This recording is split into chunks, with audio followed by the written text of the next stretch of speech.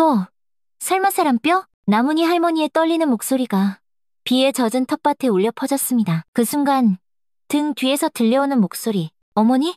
돌아보니 며느리 서연이가 서 있었습니다. 지금껏 단 한 번도 본 적 없던 무서운 표정을 한 채로요. 그 순간 나문희 할머니는 직감했습니다. 이 아이가 우리 아들을? 구름 같은 이야기. 지금부터 시작하겠습니다. 충청남도의 작은 시골 마을에 새벽이 밝아왔습니다. 72살의 나문희 할머니는 늘 그랬듯 새벽 5시 반에 눈을 떴습니다. 휴, 또 하루가 시작이네. 할머니는 작은 한숨과 함께 이불을 걷었습니다. 혼자 사는 집은 고요했지만 그 고요함이 외롭게 느껴지진 않았습니다. 그녀에겐 며느리, 서연이가 있었으니까요. 17년 전 아들 민준이가 세상을 떠난 뒤 나문희 할머니와 서연이는 더욱 가까워졌습니다. 함께 슬퍼하고 함께 울면서 서로를 위로하고 의지했죠. 그리고 5년 전 할머니의 남편 박 영감이 암투병을 할 때도 서연이는 친딸처럼 간병을 도맡아 했습니다. 그 후 박 영감이 먼저 떠나고 할머니 혼자 남게 되자 서연이는 더욱 살뜰히 할머니를 보살폈습니다. 일주일에 서너 번은 꼭 들러서 안부를 확인하고 필요한 게 있으면 뭐든 척척 챙겨주었죠. 우리 서연이 없었으면 내가 어떻게 살았을까. 할머니는 그런 생각을 하며 마당으로 나갔습니다. 이슬이 맺힌 텃밭이 아침 햇살에 반짝반짝 빛났습니다. 상추, 깨씹, 호박, 고추가 싱싱하게 자라고 있었죠. 이 모든 것들은 서연이가 좋아하는 것들이었습니다. 우리 서연이 깨씹 좋아하는데 이것 좀 따줘야겠네. 할머니는 호미를 들고 김매기를 시작했습니다. 오전 10시쯤 집안에서 휴대폰 벨소리가 울렸습니다. 할머니는 서둘러 호미를 내려놓고 집으로 들어갔습니다. 서연이에게서 온 전화였습니다. 화면에 떠오른 우리 며느리 서연이라는 이름을 보는 순간 할머니의 얼굴이 환해졌습니다. 어이구 우리 아가. 여보세요? 어머니. 안녕하세요. 오늘 기분은 좀 어떠세요? 서연이의 목소리는 언제나 봄바람처럼 따뜻했습니다. 우리 아가가 전화해줘서 기분이 좋네. 무슨 일이야? 어머니, 저 오늘 마트에서 일찍 끝나거든요. 어머니랑 맛있는 고기 구워 먹을까 하고 전화드렸어요. 그 말에 할머니의 마음이 사르르 녹았습니다. 고기를? 아이고, 돈 아깝게 뭐하러. 어머니, 돈이 아깝긴요. 어머니 맛있는 거 사드리는 게 제 행복인걸요. 서연이의 진심 어린 목소리에 할머니는 코끝이 찡해졌습니다. 그럼 몇 시에 갈까? 2시쯤 오세요. 제가 미리 좋은 고기 사놨어요. 어머니 좋아하시는 삼겹살로요. 아이고, 고마워라. 알았다, 아가. 네. 어머니, 그럼 이따 뵐게요. 전화를 끊은 할머니는 한동안 휴대폰을 가만히 바라봤습니다. 내가 전생에 무슨 복을 쌓았길래 이런 예쁜 며느리를 얻었을까. 오후 2시, 할머니는 서연이네 집으로 향했습니다. 걸어서 10분 정도 되는 가까운 거리였습니다. 마을길을 걸으며 이웃들과 마주칠 때마다 인사를 나눴습니다. 어머, 문희씨. 어디 가슈? 담벼락 앞에서 만난 이웃 할머니가 물었습니다. 우리 며느리가 고기 사준다고 해서 가는 길이야. 아이고, 역시 서연씨가 참 잘해. 요즘 세상에 그런 며느리가 어디 있어? 그러게 말이에요. 친딸보다 더 잘한다니까. 나문희 할머니는 자랑스러운 마음으로 대답했습니다. 서연이네 집에 다가서자 현관문이 활짝 열렸습니다. 서연이가 환한 미소로 나와 할머니를 맞아주었습니다. 48배 나이에도 여전히 참 고운 모습이었습니다. 어머니, 오셨어요? 거실로 들어서자 상이 정성스럽게 차려져 있었습니다. 두툼한 삼겹살과 함께 온갖 반찬들이 예쁘게 담겨 있었죠. 상추, 깨씹, 마늘, 쌈장까지 하나도 빠짐없이 완벽하게 준비되어 있었습니다. 세상에, 이렇게까지 준비할 건 없는데. 할머니는 감탄하며 상을 바라봤습니다. 어머니, 여기 앉으세요. 서연이는 할머니를 상 앞에 앉히고는 능숙하게 고기를 구웠습니다. 지글지글 맛있는 소리를 내며 익어가는 삼겹살에서 고소한 냄새가 솔솔 퍼졌습니다. 할머니는 흐뭇한 마음으로 그 모습을 바라봤습니다. 아가, 준비하느라 힘들었지? 아니에요, 어머니. 어머니 모시는 게 제겐 제일 즐거운 일인걸요. 서연이의 대답에는 한치의 거짓도 없는 진심이 담겨 있었습니다. 우리 민준이가 살아있었으면 이런 모습 보고 얼마나 좋아했을까. 할머니가 문득 아들을 떠올리며 말했습니다. 맞아요, 어머니. 민준 오빠도 분명히 좋아했을 거예요. 서연이도 잠시 슬픈 표정을 지었습니다. 두 사람은 17년 전 그 일을 떠올리며 잠시 말이 없었습니다. 그래도 우리 둘이 이렇게 잘 있으니까 민준이도 하늘에서 마음이 놓일 거야. 네, 어머니. 저도 어머니가 계셔서 정말 힘이 나요. 두 사람은 서로를 바라보며 따뜻한 미소를 지었습니다. 어머니, 쌈 드세요. 서연이가 상추에 고기를 올려 정성스럽게 쌌습니다. 마늘과 쌈장까지 딱 알맞게 올려서 할머니에게 건넸습니다. 아이고, 고마워라. 할머니는 한 입에 넣고 맛있게 씹었습니다. 고기도 연하고 맛있었지만 서연이의 정성이 더해져 꿀맛처럼 느껴졌습니다. 어머니, 많이 드시고 오래오래 건강하셔야 해요. 두 사람은 정답게 이야기를 나누며 식사를 이어갔습니다. 그런데 1시간쯤 지났을 때 상추가 뚝 떨어졌습니다. 서연이가 빈 접시를 보며 말했습니다. 어머나, 오늘 쌈이 인기 최고네요. 제가 빨리 텃밭에서 좀 따올게요. 그래? 그럼 같이 가자. 할머니가 자연스럽게 일어서려고 했습니다. 순간 서연이가 재빨리 할머니를 말렸습니다. 아니에요, 어머니. 여기 편히 계세요. 제가 금방 따올게요. 서연이는 늘 그랬습니다. 할머니에게 작은 일 하나라도 시키지 않았죠. 괜찮아. 같이 가지 뭐.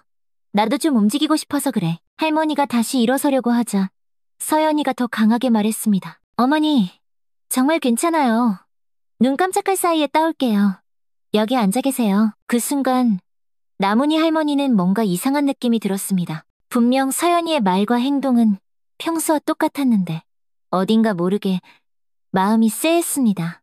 그래, 그럼 그래라. 할머니는 다시 앉으며 밖으로 나가는 서연이의 뒷모습을 바라봤습니다. 혼자 남은 할머니는 이상한 기분에 휩싸였습니다. 분명 평소랑 똑같은데 왜 오늘은 뭔가 이상하게 느껴지지? 뭐가 다르지? 10분쯤 후 서연이가 상추를 한가득 들고 돌아왔습니다. 어머니, 오래 기다리셨죠? 싱싱한 걸로만 골라왔어요. 서연이는 아무렇지 않은 평소와 똑같은 표정이었습니다. 할머니도 별다른 내색 없이 식사를 계속했습니다. 어머니, 새로 딴 상추 맛 좀 보세요. 서연이가 상추에 고기를 올려 건네주었습니다. 할머니는 받아먹으며 서연이를 물끄러미 바라봤습니다. 맛있다. 역시 내가 키운 상추가 제일 맛있어. 감사해요, 어머니. 식사가 끝나갈 무렵 서연이가 말했습니다. 어머니, 김치가 다 떨어져 가네요. 그래? 그럼 집에 가서 좀 담가서 갖다 줄게. 정말요? 어머니 김치가 세상에서 제일 맛있는데? 당연하지. 이 할미 손맛이 아직 죽지 않았어. 두 사람은 다시 아무 일 없었다는 듯 자연스럽게 대화를 나눴습니다. 식사 후 할머니는 집으로 돌아갈 준비를 했습니다. 서연아, 오늘 정말 고마웠다. 잘 먹었어. 뭐려, 어머니. 자주 모시고 싶은데 제가 일 때문에 바빠서 죄송하죠. 그런 소리 하지 마라. 너 혼자 얼마나 바쁘고 힘든데. 지금도 충분해. 할머니는 서연이의 손을 꼭 잡았습니다. 그동안 변함없이 따뜻하게 대해준 며느리에게 늘 고마운 마음뿐이었습니다. 김치 맛있게 담가서 갖다 줄. 네, 어머니. 조심히 들어가세요. 평범한 인사를 나누고 두 사람은 헤어졌습니다. 며칠 후 그날은 아침부터 주룩주룩 비가 내렸습니다. 며칠째 계속된 장마였습니다. 할머니는 서연이에게 전화를 걸었습니다. 서연아, 나다. 김치 다 담가서 지금 갖다 주려고. 어머니, 정말요? 아이고, 감사해요. 그런데 제가 지금 마트 오후 근무 나와 있어서요. 전화 너머로 마트에 시끄러운 소음이 들려왔습니다. 그럼 어머니, 냉장고에 넣어주세요. 문 열쇠는 늘 두던 곳 화분 밑에 있어요. 알겠다. 그럼 냉장고에 넣어둘게. 네, 어머니. 비 오는데 조심하시고요. 정말 감사해요. 전화를 끄는 할머니는 정성스럽게 담근 김치를 통에 넣고 비닐봉지로 한 번 더 꽁꽁 쌌습니다. 그리고 우산을 쓰고 조심스럽게 집을 나섰습니다. 길에는 물웅덩이가 여기저기 생겨 있었습니다.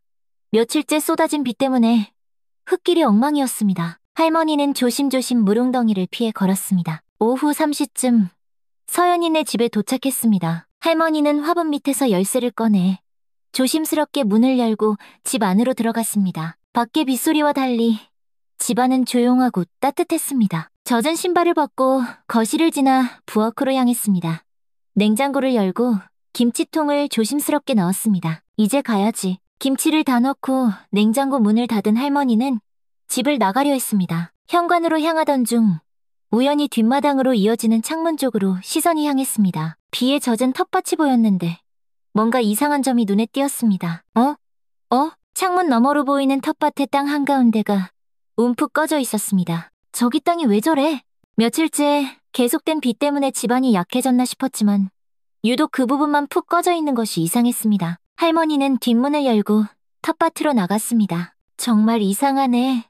가까이 가서 보니 확실히 이상했습니다. 할머니는 발로 살살 밟아봤습니다. 푹 하고 들어가는 느낌. 일반적인 땅과는 확연히 달랐습니다. 뭔가? 묻혀 있나? 주변을 둘러보니 텃밭 한쪽에 호미가 놓여 있었습니다. 조금만 파보자.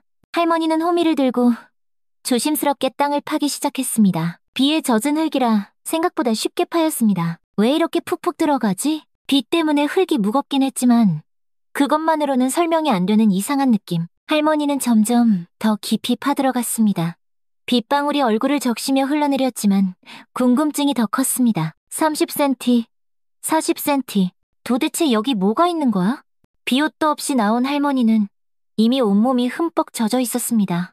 하지만 어느 순간부터 멈출 수가 없었습니다. 뭔가 있다는 확신이 들었기 때문입니다. 그때였습니다. 호미 끝에 딱 하는 소리와 함께 단단한 무언가가 걸렸습니다.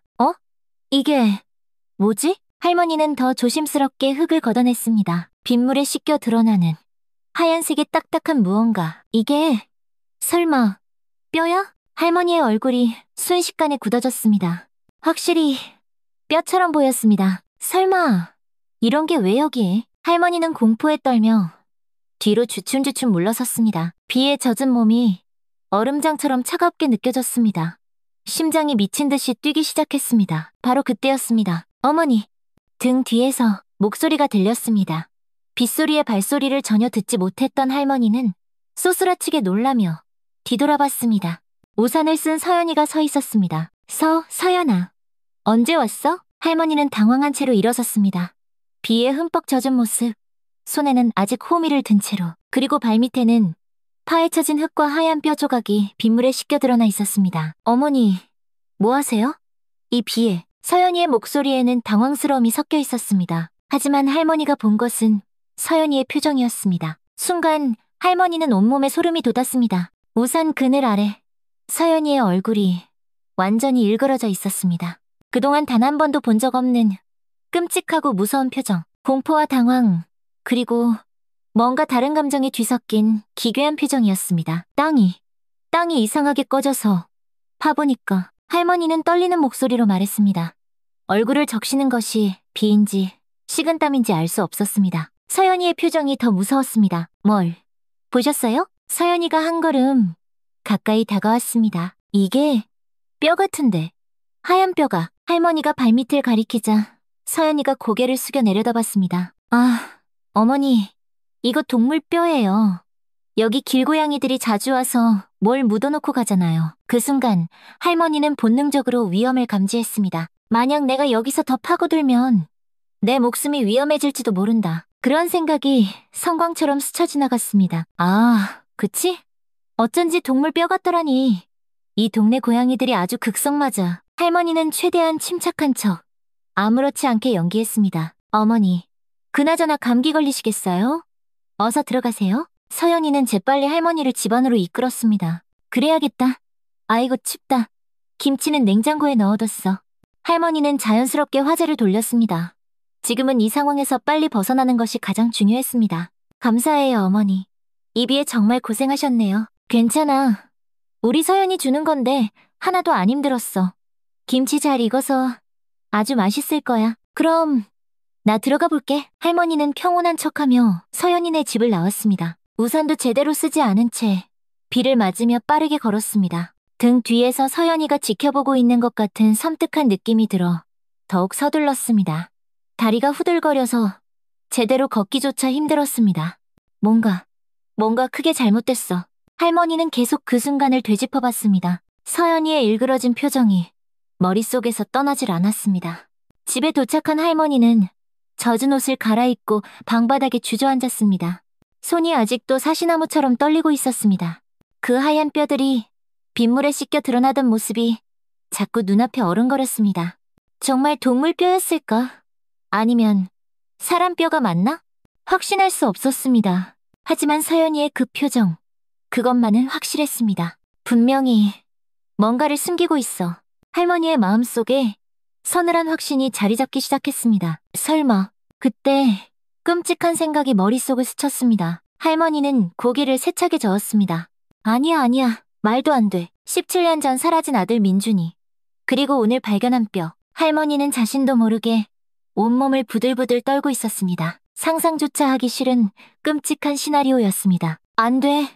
그런 생각하면 안 돼. 우리 서연이가 그럴 리 없잖아. 할머니는 자꾸만 떠오르는 무서운 생각들을 애써 떨쳐내려 했습니다. 하지만 한번 피어오른 의심의 불씨는 쉽게 꺼지지 않았습니다. 결국 할머니는 112에 전화를 걸고 말았습니다. 네, 경찰서입니다. 무슨 일이십니까? 저기요. 신고할 일이 있어서요. 네, 말씀하세요. 저희 며느리네 텃밭에서 뼈가 나왔어요. 사람 뼈 같아요. 전화 너머로 잠시 침묵이 흘렀습니다. 할머니, 사람 뼈라고 하셨나요? 정말 확실하세요? 동물 뼈가 아니고요? 아니에요. 분명히 봤어요. 하얀 뼈였다고요. 할머니, 일단 진정하시고요. 혹시 사진을 찍어서 보내주실 수 있으신가요? 사진이요? 할머니는 말을 잇지 못했습니다. 지금은 찍을 수가 없어요. 왜 찍을 수 없으신가요? 그게, 할머니. 그럼 시간 되실 때 사진 찍어서 다시 신고해주세요.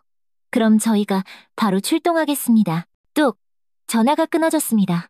할머니는 허탈한 마음으로 휴대폰을 내려놨습니다. 어떻게 해야 하지? 내일 낮에 가서 몰래 사진을 찍어야 하나? 하지만 그 순간 오늘 본 서연이의 무서운 표정이 떠올랐습니다. 만약 그게 정말 우리 민준이라면, 그리고 서연이가 오늘 밤에 그걸 치워버리면 어떡하지? 조급해졌습니다. 지금 당장 가야 해. 할머니는 벌떡 일어섰습니다. 기다릴 수 없었습니다. 서연이가 증거를 없애기 전에 당장 확인해야 했습니다. 무서웠지만 어쩔 수 없었습니다. 경찰이 믿어주지 않으니 직접 나서는 수밖에요. 할머니는 낡은 우비를 챙겨 입고 손전등을 챙겼습니다. 손이 떨려서 우비 지퍼를 올리는 것조차 쉽지 않았습니다. 어떻게든 오늘 당장 확인해야 돼. 마음속으로 다짐하며 빗속으로 다시 나섰습니다. 타닥타닥 빗방울이 우비를 두드리는 소리가 요란했습니다. 칠흑 같은 어둠 속에서 손전등 불빛만이 위태롭게 앞길을 비췄습니다.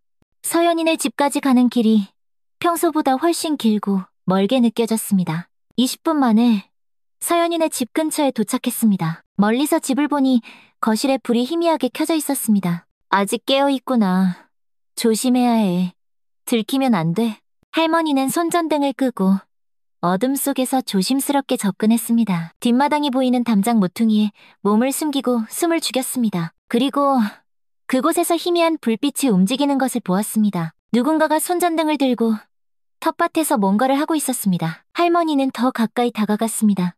담장 틈새로 조심스럽게 안을 들여다봤습니다. 그리고 충격적인 광경을 목격했습니다. 우비를 입은 서연이가 필사적으로 땅을 파고 있었습니다. 손전등을 입에 문 채 삽으로 미친 듯이 흙을 퍼내고 있었습니다. 비에 흠뻑 젖어가는 것도 모른 채 귀신에 홀린 사람처럼 땅을 파는 모습이었습니다. 저게 정말 우리 민준이라면. 할머니는 온몸에 소름이 돋았습니다. 더 이상 참을 수 없었습니다. 지금 당장 경찰을 불러야 해. 할머니는 서둘러 그 자리를 떠났습니다. 그리고 가장 가까운 파출소를 향해 미친 듯이 뛰기 시작했습니다. 72살의 나이에 이 빗속을 뛴다는 것은 무모한 일이었습니다. 숨이 턱까지 차올랐지만 멈출 수 없었습니다. 우리 민준이, 내 아들, 사라지기 전에 10분 만에 파출소에 도착했습니다. 할머니는 숨이 차서 말도 제대로 할 수 없었습니다. 경찰관님, 할머니, 무슨 일이세요? 이 밤중에. 제발, 도와주세요. 할머니는 경찰관 앞에 털썩 무릎을 꿇었습니다. 할머니, 이러지 마시고 일어나세요. 무슨 일인지 차근차근 말씀해보세요. 지금 당장 가주세요. 제발. 할머니는 눈물을 펑펑 쏟으며 말했습니다. 저희 며느리가 증거를 없애고 있어요. 증거요? 무슨 증거를 말씀하시는 겁니까? 뼈를 묻어놨던 걸 지금 판에서 없애고 있다고요. 경찰관의 표정이 심각해졌습니다. 할머니, 정말 확실하세요? 제발 믿어주세요. 이 늙은이가 거짓말할 이유가 뭐가 있겠어요? 할머니는 계속 무릎을 꿇고 애원했습니다. 17년. 17년 만에 찾았는데 지금 없어지면 진짜 영영 못 찾아요. 17년이요? 저희 아들. 17년 전에 사라진 아들을. 혹시 그 뼈가. 할머니는 더 이상 말을 잇지 못하고 오열했습니다. 할머니의 절박한 모습에 젊은 경찰관의 마음이 움직였습니다. 할머니, 일어나세요. 지금 바로 가보시죠. 정말 가주시는 거예요? 네, 바로 출동하겠습니다. 김순경, 가자. 할머니는 안도의 눈물을 흘렸습니다. 몇 분 후, 경찰차가 서연이네 집 앞에 멈춰섰습니다. 밤 12시가 넘은 시간이었습니다. 경찰관 2명이 손전등을 들고 조심스럽게 내렸습니다. 비는 여전히 내리고 있었고 집안에는 불빛이 보였습니다. 경찰관이 현관문을 두드렸습니다. 똑, 똑, 똑. 경찰입니다. 문 좀 열어주세요. 한참 뒤에야 집안에서 발소리가 들리고 문이 열렸습니다. 서연이가 나타났습니다. 얼굴이 상기되어 있었고 숨을 가쁘게 몰아쉬고 있었습니다. 머리카락은 젖어서 대충 말려 있었고 옷도 막 갈아입은 듯 어색했습니다. 경찰관님?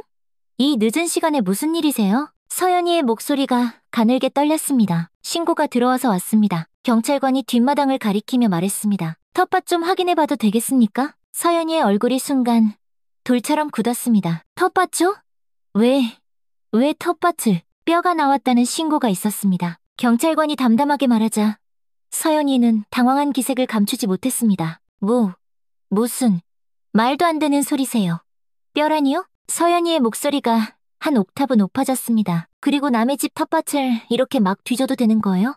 영장도 없이. 그때 나문희 할머니가 나섰습니다. 지금 당장 조사하셔야 돼요.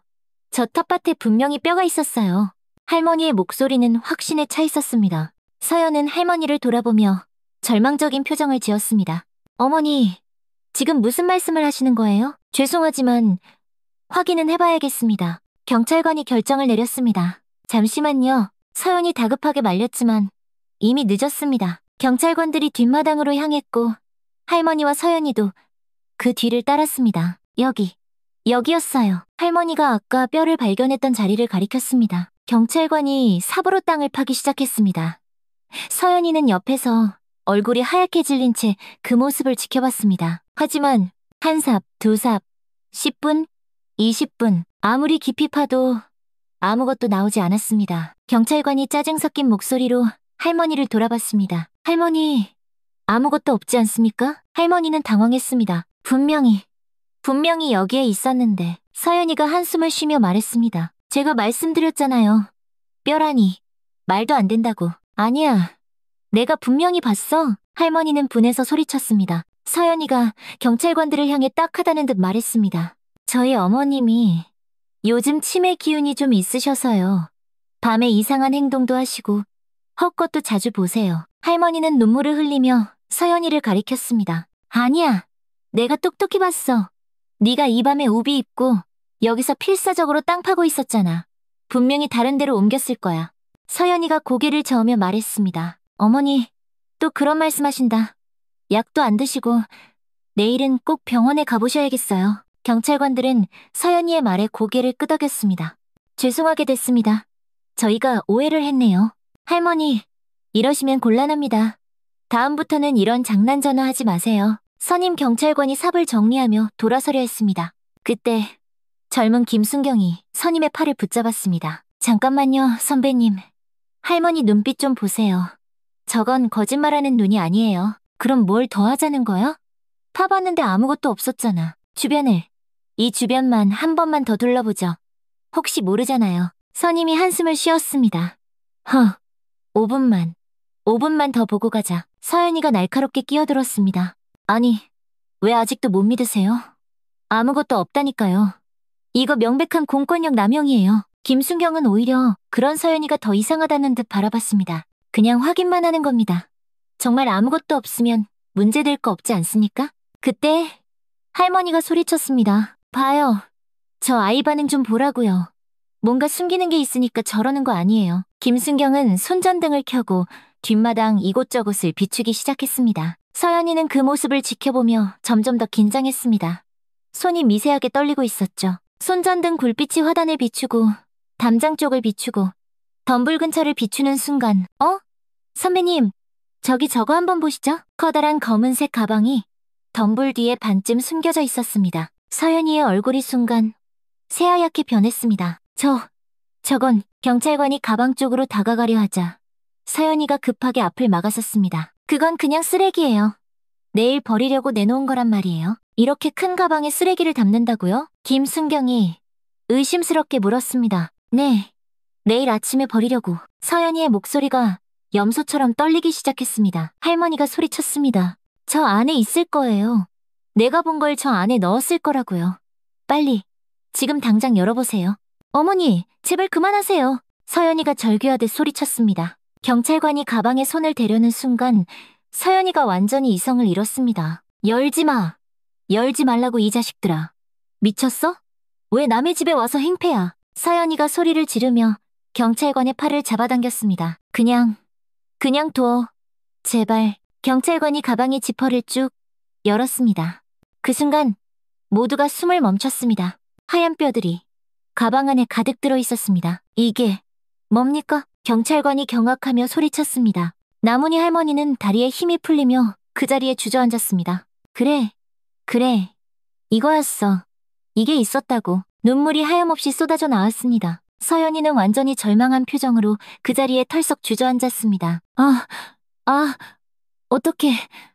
어떻게 이렇게. 손으로 얼굴을 가리며 흐느꼈습니다. 17년간 완벽하게 숨겨왔던 비밀이 산산조각 나는 순간이었습니다. 선임 경찰관이 무전기를 꺼내 들었습니다. 여기는 파출소. 시신 유기 사건으로 추정되는 증거물 발견. 즉시 과학수사대 지원 요청한다. 김순경이 수갑을 꺼내며 말했습니다. 김서연 씨, 시체 유기 및 증거인멸 혐의로 현행범 체포합니다. 어머니! 차가운 수갑이 채워지는 순간 서연은 할머니를 애타게 불렀습니다. 할머니는 고개를 들지 못했습니다. 정말 죄송해요. 어머니, 용서해주세요. 서연이는 경찰차에 태워져 끌려가면서도 계속해서 사과했습니다. 할머니는 멀어져가는 경찰차를 그저 가만히 바라볼 뿐이었습니다. 그로부터 2주 후 국과수에서 발견된 뼈들을 정밀 검사한 결과가 나왔습니다. 경찰서에서 연락이 왔고 할머니는 떨리는 마음으로 경찰서로 향했습니다. DNA 검사 결과 할머님과 99.9% 친자 관계가 일치합니다.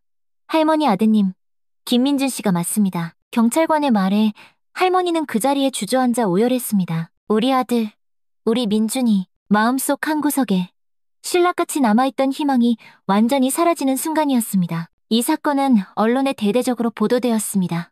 17년간 시어머니와 함께 살며 남편 시신 숨긴 며느리, 완벽한 연기로 온 가족을 속인 충격적 사건. 작은 시골 마을은 발칵 뒤집혔습니다. 세상에, 서연 씨가 그런 일을?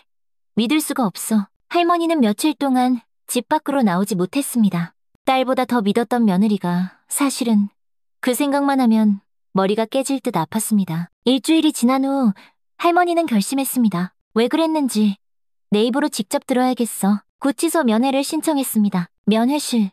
유리창 너머로 서연이가 앉아 있었습니다. 그새 많이 야위고 얼굴은 창백했습니다. 한동안 두 사람은 아무 말 없이 서로를 바라보기만 했습니다. 할머니가 먼저 얼음처럼 차가운 목소리로 입을 열었습니다. 왜 그랬니? 서연이의 눈에서 참았던 눈물이 터져나왔습니다.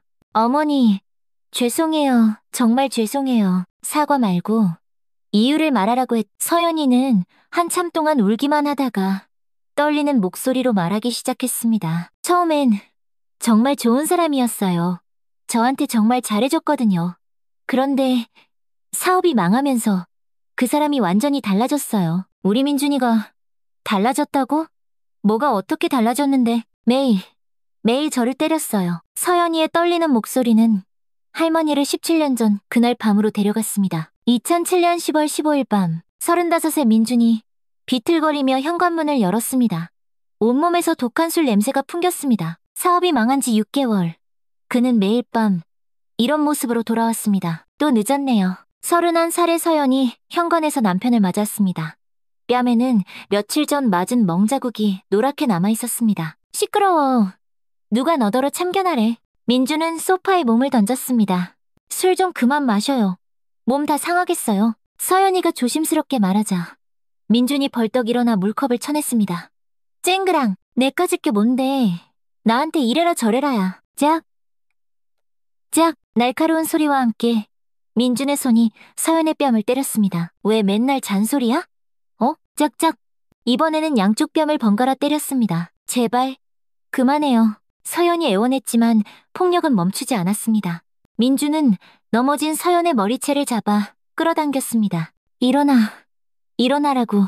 얼굴, 팔, 어깨, 등, 손이 닿는 곳마다 무차별적으로 가격했습니다. 그 순간 서연의 안에서 무언가 툭 하고 끊어졌습니다. 참아왔던 분노와 절망이 한꺼번에 폭발했습니다. 그만하라고. 서연은 절개하며 온 힘을 다해 민준을 밀쳐냈습니다. 술에 취해 비틀거리던 민준은 균형을 잃고 그대로 뒤로 넘어졌습니다. 파워! 둔탁한 소리와 함께 민준의 머리가 거실 테이블 모서리에 세게 부딪혔습니다. 그는 그 자리에서 바닥으로 고꾸라졌고 머리에서 붉은 피가 흘러나오기 시작했습니다. 여보? 서연이가 다급하게 달려갔지만 민준은 미동도 하지 않았습니다. 손을 대보니 맥박이 느껴지지 않았습니다. 차갑게 식어가는 피부만이 느껴질 뿐이었습니다. 안 돼. 안 돼. 공포가 온몸을 휘감았습니다. 119에 전화해야 해.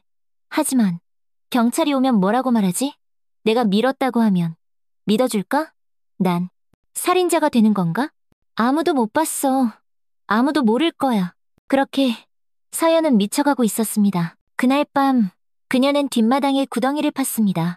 그리고 민준의 시신을 묻었습니다. 다음 날부터 서연의 17년간의 완벽한 연기가 시작되었습니다. 남편을 걱정하는 아내, 실종된 아들을 기다리는 며느리, 시어머니와 함께 울고, 함께 기다리고, 함께 절망하면서 정말 죄송해요. 다 제 잘못이에요. 서연의 마지막 말이 면회실에 허무하게 울려 퍼졌습니다. 할머니는 유리창 너머의 서연이를 그저 가만히 바라봤습니다. 왜 기호가 널 때린다고 나한테 말 안 했니? 무서웠어요. 어머니, 나한테 얘기했으면 이런 일은 생기지 않았을 거 아니냐. 할머니의 목소리에 깊은 안타까움이 묻어났습니다. 할머니는 한참 동안 침묵했습니다. 그리고 천천히 말했습니다. 아무리 그래도, 아무리 힘들었어도 사람을 죽이면 안 됐다. 할머니의 목소리는 단호했지만 그 안에는 깊은 슬픔이 담겨 있었습니다. 할머니는 자리에서 일어나 뒤돌아보지 않고 면회실을 나갔습니다. 서연이는 그 뒷모습을 보며 하염없이 눈물만 흘렸습니다. 3개월 후 김서연의 재판이 시작되었습니다. 6개월간의 긴 재판 끝에 판결이 내려졌습니다. 피고인 김서연에게 징역 12년을 선고한다. 판결이 끝나자 서연이가 방청석을 돌아봤습니다. 할머니와 눈이 마주쳤습니다. 그 짧은 순간 두 사람은 말없이 눈으로 대화했습니다. 함께 웃었던 날들, 서로를 위로했던 시간들, 진짜 모녀처럼 지냈던 기억들이 스쳐 지나갔습니다. 할머니는 조용히 자리에서 일어나 법정을 나갔습니다. 일주일 후 민준의 장례식이 치러졌습니다. 장례를 마친 후 할머니는 혼자 아들의 무덤 앞에 남았습니다. 민준아, 드디어 널 찾았구나. 17년. 17년이나 걸렸네. 할머니의 목소리가 떨렸습니다. 그런데 민준아, 왜 그랬니? 서연이한테 왜 그랬어? 그 착한 아이한테. 엄마가 너를 어떻게 키웠는데 다 내 잘못이다. 다 내 잘못이야. 할머니의 눈에서 뜨거운 눈물이 흘러내렸습니다. 이제 다 끝났다. 엄마는 남은 시간 어떻게든 살아볼게. 다음에 또 올게. 무덤을 뒤로하고 걸어가는 할머니의 뒷모습 위로 저녁 노을이 길게 그림자를 드리웠습니다. 그로부터 1년 뒤 할머니는 여전히 작은 시골 마을에서 혼자 살고 있었습니다. 그러던 어느 겨울날 편지 한 통이 도착했습니다. 교도소에 있는 서연이에게서 온 편지였습니다. 할머니는 한참을 망설이다 결국 편지를 열었습니다. 어머니, 이 편지를 쓸 자격이 제게 있는지 모르겠습니다. 하지만 매일 밤 어머니 생각에 잠을 이루지 못해 용기를 내어 펜을 듭니다. 먼저 진심으로 사죄드립니다. 17년간 어머니를 속였습니다. 용서받을 수 없는 죄를 지었습니다. 하지만 어머니, 한 가지만은 믿어주세요. 어머니를 사랑했던 제 마음만큼은 진짜였습니다. 17년 동안 매일 죄책감에 시달렸지만 어머니와 함께 웃고 이야기 나눌 때만큼은 정말 따뜻하고 행복했습니다. 어머니, 부디 건강 잘 챙기세요. 정말 죄송합니다. 그리고 부디 행복하세요. 서연올림. 할머니는 편지를 읽으며 소리 없이 눈물을 흘렸습니다. 며느리와 함께했던 시간들이 주마등처럼 스쳐 지나갔습니다. 편지를 조심스럽게 탁자 위에 놓고 창밖을 바라봤습니다. 아들을 죽인 살인자를 그리워하는 자신과 그 사람이 보낸 편지를 읽고 우는 자신이 이상하고 또 서러웠습니다. 창밖으로 하얀 눈이 소복소복 내리기 시작했습니다. 73살 할머니의 길고 외로운 겨울이 그렇게 시작되고 있었습니다. 지금까지 나문희 할머니의 기막힌 사연을 들어주셔서 감사합니다. 할머니께 해주고 싶은 위로의 말씀이 있다면 댓글로 남겨주세요. 지금까지 구름 같은 이야기였습니다. 항상 건강하세요.